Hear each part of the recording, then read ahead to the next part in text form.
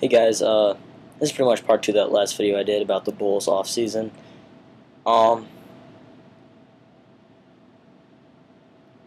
I, uh, I recently read an article, actually, just a few minutes ago, by Ken Gayton on, the Bleacher Report, and it was perhaps one of the best trades the Bulls could do this off-season. And, I'll read out to you the pieces. It's about Dwight Howard. I know you guys have heard enough about Dwight Howard. Dwight Howard just is absolutely the most annoying headline this offseason, in my opinion. Um, but he mentioned some interesting things, even referring to Carlos Boozer as Derrick Rose's Aquaman, to Batman being Derrick Rose, and you know he he touches on some great points. Says Bulls fans have made it out that Boozer's a lot worse than he actually is. I mean, that's so true. Boozer, although he's not been the 20 and 10 guy we're looking for, as I said in my last video, it's been a nice 15 and 7. You can trust him for that. I think he was one of the more stable players last season, which might sound crazy, but if you look over some of the games, he had some 20-point games in the playoffs. I mean, he was probably one of the best players in that Philly series. I think he took over a few games, honestly. I'd say that. But, yeah. I'll get into the trade in just a second. I just want to talk more about Boozer's role in this team. Boozer, $15 million for a player that I said 15 and 7. He's good for 15 and 7 in the playoffs, probably. That's not right. Like, on top of that, he's given up scores on defense. And as much as I do respect this article by Ken Gayton, the first part talks about, he's top 40 in proficiency, but he's top 25 in salaries. He says while he's overpaid, it's not as crazy as Bulls fans might think. However, I still think it's absolutely insane that he's top 25 in salaries, because I bet you top 40 in proficiency is his best trade-off. It's his best point. Like that's if you want to pull up a statistic to support Boozer's role in the Bulls, you'd pull up proficiency almost immediately. That's the only thing I think that you could really pull up that would give you a solid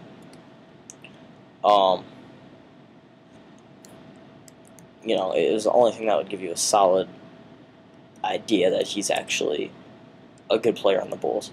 He gives up so many points on Bulls possessions because he just doesn't play help defense. He's lazy getting back.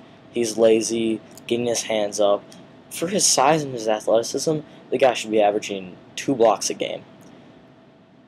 And once again, he does say proficiency isn't everything. And that's just saying that Boozer's not complete garbage. I think he's pretty close to complete garbage on this Bulls team. He's not a complete garbage player. He's not a complete garbage teammate. He's just a complete... I don't think he belongs on the Bulls at all. Because what you need to do is you need to play solid help defense on the Bulls. And you need to make sure that nobody's cutting off your weak side. Boozer does not do that. He never has his hands up, ready for the ball. He gets beat on a lot of cuts. I think he's really close to complete garbage on the Bulls. So I'm going to jump into the trade now. He says, in a 3-way trade with the Bulls, the pieces the Hawks get are Dwight Howard and, who I just talked about, Carlos Boozer. Okay, getting to the good points of this one. Carlos Boozer goes to the Atlanta Hawks. Now, not only is this $15 million right off our chest, $15 million poorly spent, but it's also giving a player who's 32 years old, aging, and probably won't be much of a factor in the next. I mean, probably won't be a factor by next year to a quite a tough team in the playoffs. Not only that, but it's giving them Dwight Howard, so you know that it's combining two huge contracts. It's got to be a huge contract. You know, the Hawks overpaid Joe Johnson. They overpaid him, so imagine what they're going to pay Dwight Howard just to come to their team. I mean, I know it's off a trade, but the Hawks will easily give way on contracts. Just easily give Dwight Howard all the money he needs, because that's one of the Hawks, probably one of their oldest, most well-known trademarks. The Magic receive Al Horford, Kyle Korver, Richard Hamilton, a first-round pick from Atlanta, and a first-round pick from Chicago.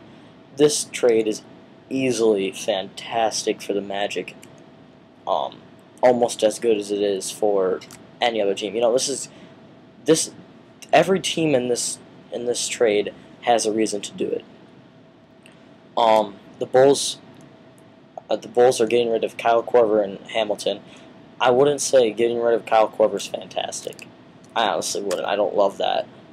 But if it needs to be done in this trade, then it needs to be done.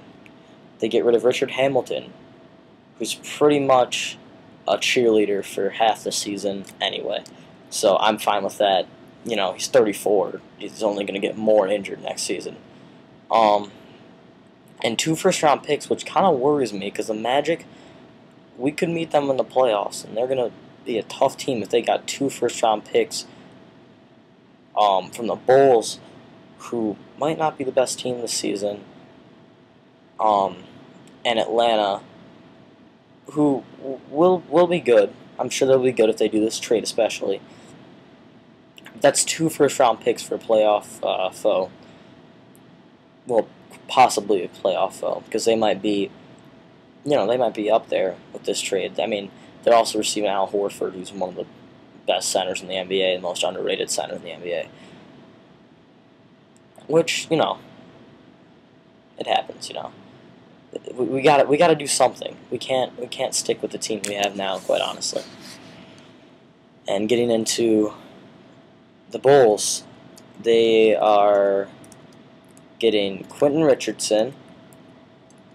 They're getting Glenn Davis. They're getting Hedo Turkoglu, and Jason Richardson. Hedo Turkoglu, Jason Richardson, Glenn Davis, and Quentin Richardson. Sorry, I kind of paused in the middle there. I was looking at something. But,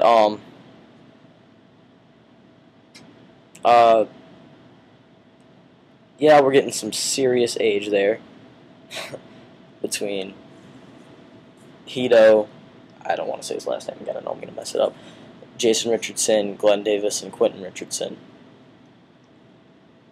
I mean, Glenn Davis isn't too old. He's like 26, if I remember correctly. But we're getting shooters.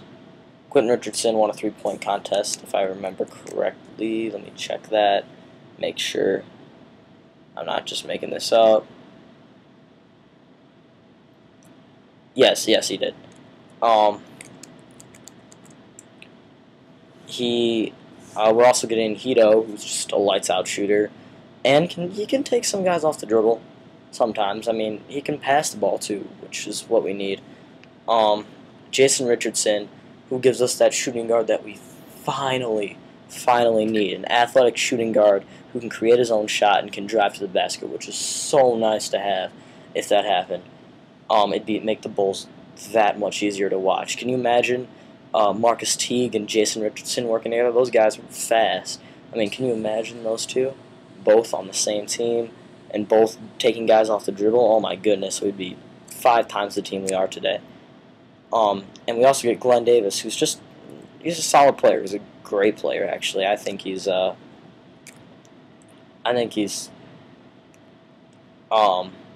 super underrated. I think that he's an all-around good player.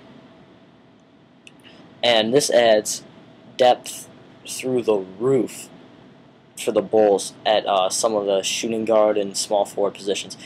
Okay, so they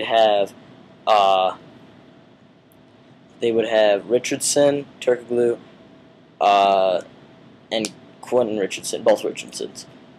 On top of that, they'd have Jimmy Butler, who all those guys can groom as he, and let him get better progressively. And they also have Dang, who could, could also provide at a steady rate for the team. And you know what? I mean, these guys are all trade worthy. Hedo, he's going to bring a big contract to the team.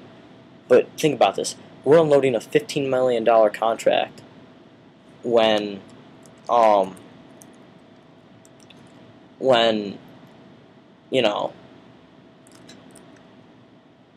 we're getting probably, $15 million for 4 players in return. 4 solid players. 4 former starters or current starters for a player who was a plague to our team in the first place. Glenn Davis is, I'm going to say it, would be better on the Bulls than Carlos Boozer is. He provides defense, he hustles, he gets his hands up, he rebounds, everything that Boozer doesn't do. And we're getting that for not only him, but like 3 more players for the same price as the guy who was just garbage on our team, as I said before. I think this is probably the greatest trade we could do, honestly. Now, I've talked this whole entire time about this trade. I'll make a part 3, about free agency and people they could just pick up instead of trading for. Alright, thanks for watching.